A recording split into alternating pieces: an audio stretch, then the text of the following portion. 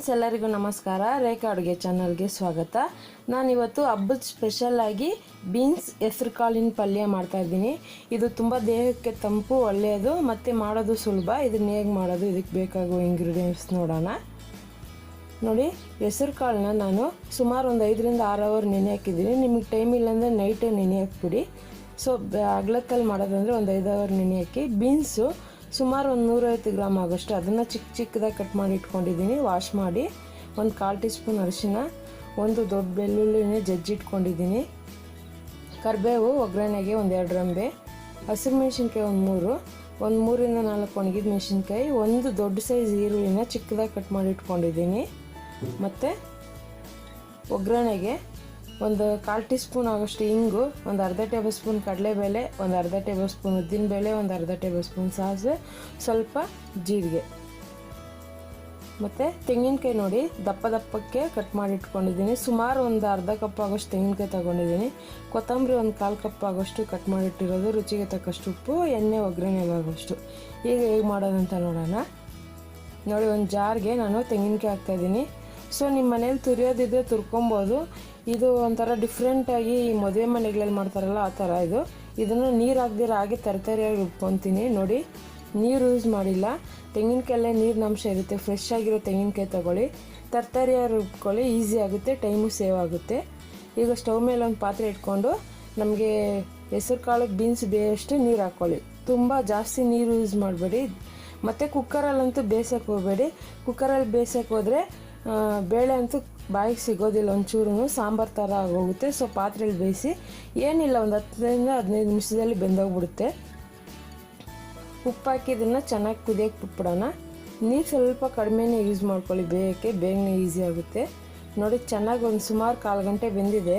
ನಿಮ್ಗೆ ಗೊತ್ತಾಗಿಲ್ಲ ಅಂದರೆ ಬೇಳೆನ ಕೈಯಲ್ಲಿ ಬೆಂದಿದೆಯಲ್ಲ ಅಂತ ಚೆಕ್ ಮಾಡ್ಕೊಳ್ಳಿ. ಸೊ ತೀರಾ ನುಣ್ಣಗೆ ಬೇಯಬಾರ್ದು, ಬಾಯಿಗೆ ತಿನ್ನೋ ಥರ ಬೆಂದರೆ ಸಾಕು. ಈಗ ಚೆನ್ನಾಗಿ ಬೆಂದಿದೆ. ಸ್ಟವ್ ಆಫ್ ಮಾಡಿ ಇದನ್ನು ಸೋಸ್ಕೊಳ್ಳೋಣ ಒಂದು ಪಾತ್ರೆಗೆ. ಸೊ ನೀರನ್ನ ಬಸಿಯೋಣ. ನೀವು ಬೇಕಂದರೆ ಈ ಬೇಯಿಸಿರೋ ನೀರನ್ನ ರಸಮ್ ಥರ ಕೂಡ ಮಾಡ್ಕೊಬೋದು, ಇಲ್ಲ ಉಪ್ಸಾರು ಮಾಡೋರು ಉಪ್ಸಾರು ಕೂಡ ಮಾಡ್ಕೊಬೋದು. ಈಗ ಒಗ್ಗರಣೆ ಮಾಡೋಣ. ಒಂದು ಬಾಣಲಿ ಇಟ್ಕೊಂಡು ಸುಮಾರು ಒಂದು 2 ರಿಂದ 3 ಟೇಬಲ್ ಸ್ಪೂನ್ ಎಣ್ಣೆ ಹಾಕ್ಕೊಳ್ಳಿ. ಈ ಹಬ್ಬದಲ್ಲಿ ಬೀನ್ಸ್ ಪಲ್ಯ ಮಾಡ್ಬೋದು ನೋಡಿ ಈ ಥರ.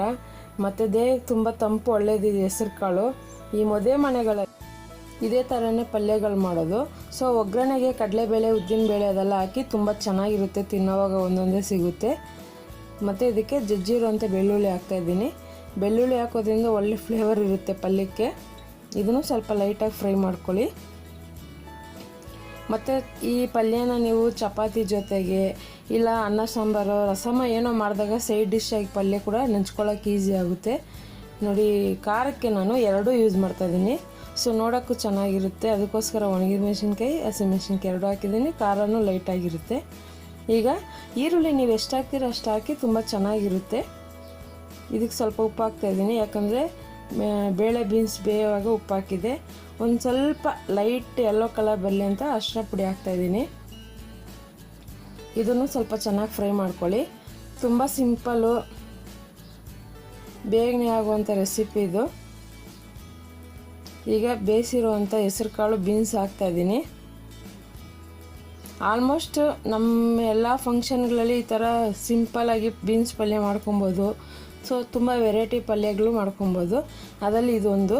ನೋಡಿ, ತೆಂಗಿನಕಾಯಿ ರುಬ್ಬಿರೋದನ್ನ ಹಾಕ್ತಾಯಿದ್ದೀನಿ. ಈಗ ಕೊತ್ತಂಬರಿ ಹಾಕಿ ಇದನ್ನು ಸಿಮ್ಮಲ್ಲೇ ಫ್ರೈ ಮಾಡ್ಕೊಳ್ಳಿ.